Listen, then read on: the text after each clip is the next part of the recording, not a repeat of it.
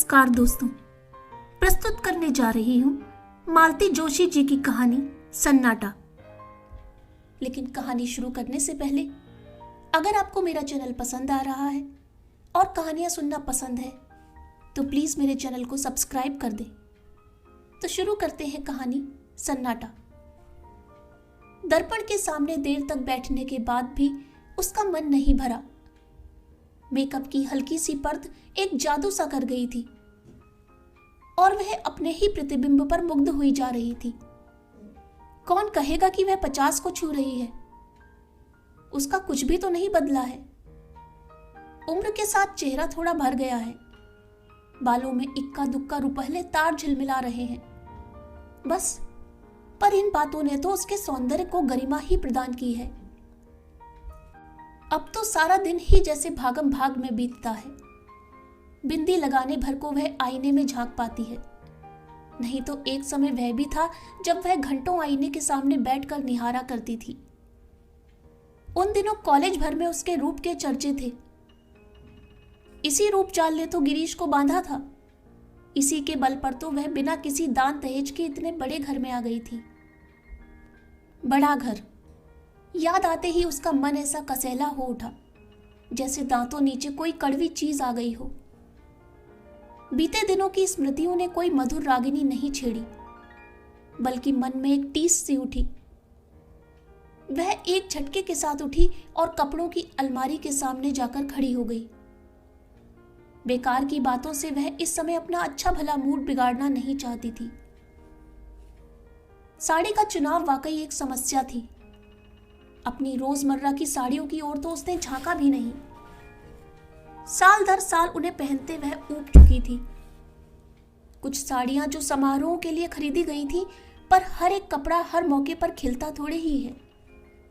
साड़ी ऐसी हो जो अवसर विशेष के अनुकूल हो और उसकी सौम्य सोबर इमेज भी बनाए रखे। कपड़ों को उलट पलट करते हुए उत्तरा को निशी बेतरह याद हो आई। वह होती तो क्या उसे इतना सोचना पड़ता? वह तो पता नहीं कब से मुनासिब सी साड़ी, मैचिंग चूड़ियां, पर्स, चप्पलें सब कुछ निकाल कर रख चुकी होती। उसके रहते मजाल थी कि मम्मी उल्टा सीधा पहनकर या बेतरतीबी से बाल लपेट कर बाहर चली जाए। कपड़े ही नहीं, उसका तो घर की हर समस्या पर अधिकार था।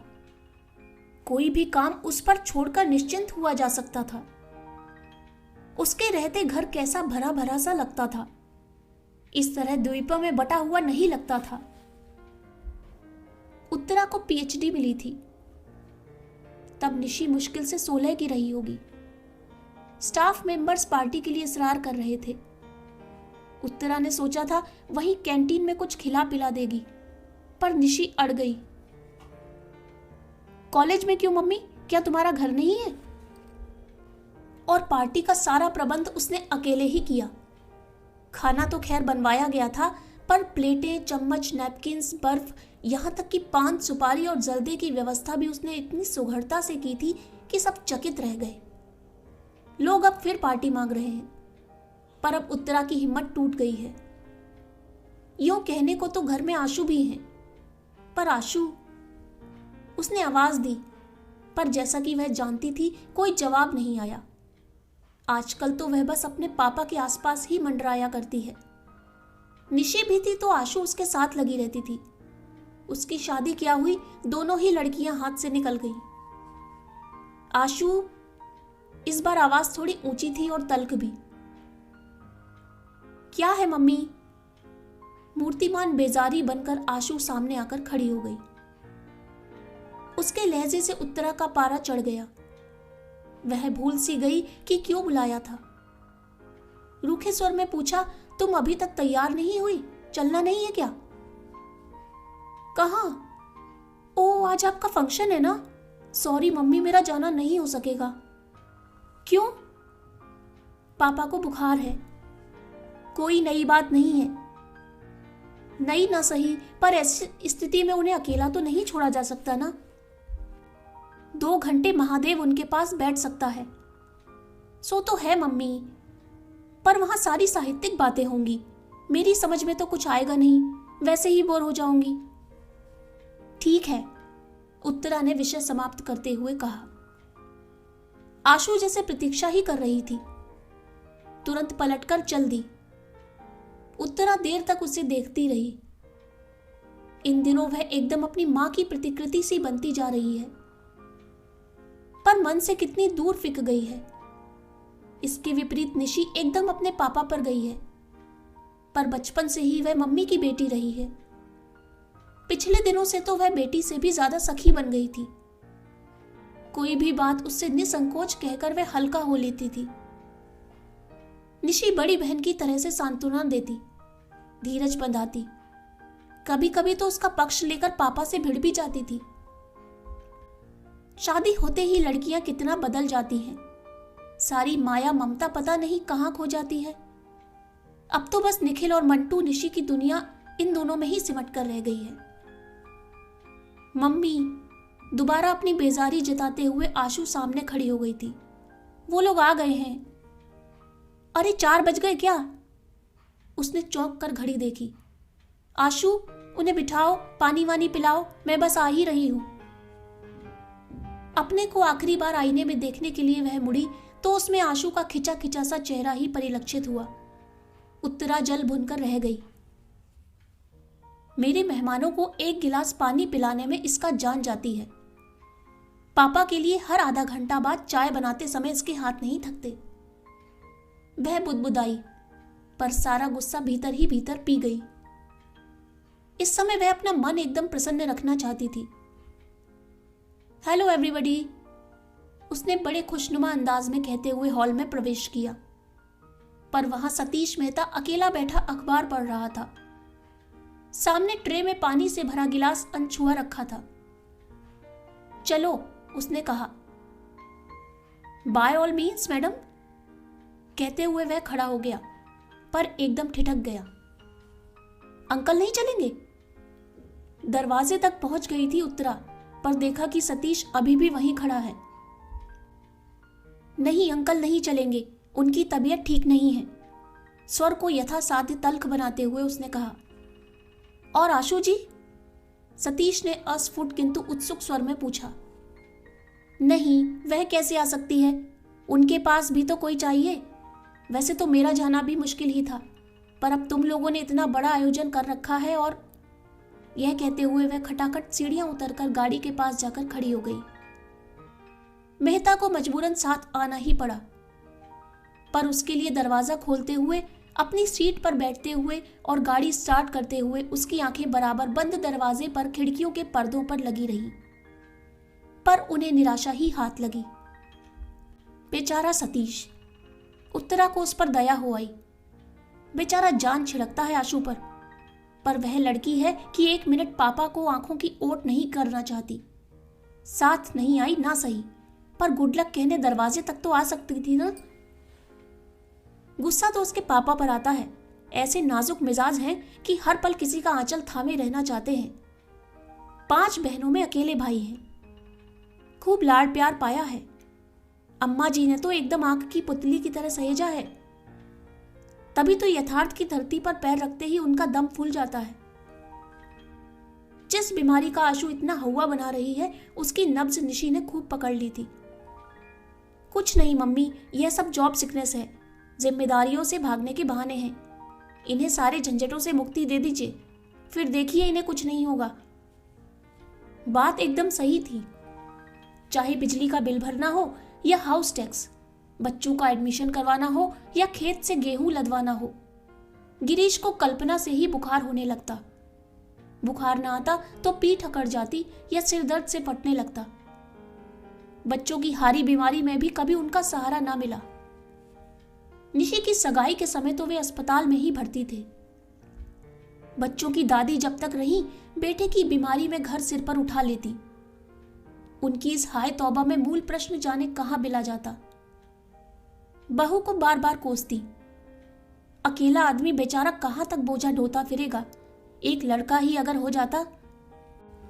यह बात वे कुछ इस अंदाज में कहती मानो बेटा होता तो सीधा झूले से उतरकर बाप का हाथ बटाने पहुंच जाता। अम्मा जी की मृत्यु के बाद तो गिरीश एकदम जैसे निराश्रित हो गए। पहले तो उन्होंने उत्तरा का सहारा लेना चाहा, पर वैसी संवेदनशील सेवा वह कैसे करती, कब करती? आखिर बच्चे भी तो उसी को पालने थे। नौकरी भी अब उसके लिए शौकिया नहीं रही थी, वह जीवन की अनिवार्य आवश्यकता बन गई थी। बड़ा घर मात्र एक छलावा था। सारे सब्ज बाग दूर के ढोल निकले। वकालत की एक तख्ती जरूर टंग रही थी दरवाजे पर, ताकि कोई यह ना कहे कि निठल्ले हैं, बीवी की कमाई खाते हैं। शेष तो बस उत्तरा ही जानती है या उसका ईश्वर। पत्नी से निराश होकर अब उन्होंने आशु का दामन थाम लिया है। उन्हें इस बात का एहसास नहीं है कि इस तरह वे लड़की को तबाह कर रहे हैं। पता नहीं कैसे उसके मन में यह भय बैठ गया है कि उसकी शादी होते ही पापा एकदम अकेले पड़ जाएंगे। अकेलापन क्या इतना भयानक होता है? आखिर उत्तरा भी तो जी रही है। वह तो बरसों से भीड़ के बीच अकेलापन झेल रही है। उसने तो कभी शिकायत नहीं की। मैडम, वह जैसे हड़बड़ा कर तंद्रा से जागी। गाड़ी मछली की तरह फिसलती हुई कब कॉलेज पहुंच गई उसे पता ही नहीं चला। पोर्च में उसके कुछ कनिष्ठ सहयोगी और विभाग के छात्र छात्राएं स्वागत के लिए खड़े थे। गाड़ी से उतरते समय उसकी मनस्थिति बड़ी अजीब सी थी। अपने ही कॉलेज में इस तरह मेहमान बनकर आना उसे अटपटा लग रहा था। वह तो बार बार मना करती रही, पर बच्चे नहीं माने। उसका गौरव, उसका सम्मान जैसे सबका हो गया था। इसे वे कैसे व्यर्थ होने देते? यह सब कुछ इतना अनपेक्षित था कि उत्तरा स्वयं हैरान रह गई थी। वर्षों की अध्ययन और परिश्रम के बाद उसने एक भारी भरकम पुस्तक लिख डाली थी, भारतीय नारी की सामाजिक चेतना, उदय और विकास। बड़ी मुश्किल से तो वह प्रकाशक जुटा पाई थी।